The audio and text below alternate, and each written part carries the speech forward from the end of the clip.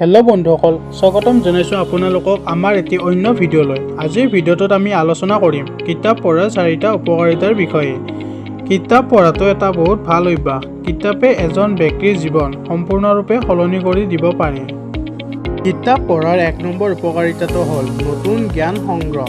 কিতাপ পঢ়াৰ ফলত আমি বহুতো নতুন তথ্যৰ বিষয়ে জানিব পাৰোঁ।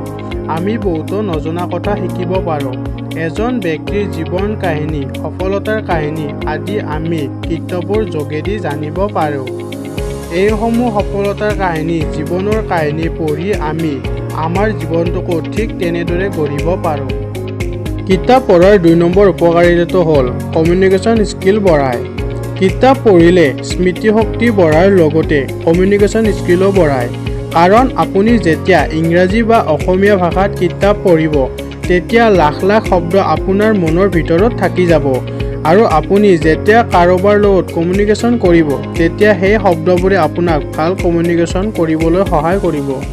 কিতাপ পঢ়াৰ 3 নম্বৰ উপকাৰিতাটো হ'ল নজনা কথা শিকিব পাৰোঁ।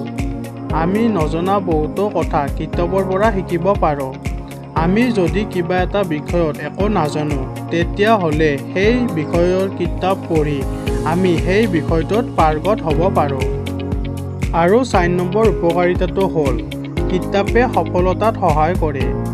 সকলো সফল ব্যক্তিৰে এটা ভাল অভ্যাস হ'ল কিতাপ পঢ়া। কিতাপে এজন মূৰ্খ ব্যক্তিকো পণ্ডিত কৰিব পাৰে। কিতাপ এখনত এজন মানুহৰ সফলতাৰ আঁৰত থকা সকলো তথ্য, সফলতাৰ কাহিনী সকলো থাকে, যিবোৰ পালন কৰি আমিও আমাৰ জীৱনটোক ঠিক তেনেদৰে গঢ়িব পাৰোঁ। যদি ভিডিঅ'টো চাই ভাল লাগিল, তেতিয়াহ'লে ভিডিঅ'টো লাইক কৰিব আৰু এনেকুৱা ভিডিঅ' চোৱাৰ বাবে আমাৰ চেনেলটো ছাবস্ক্ৰাইব কৰিবা।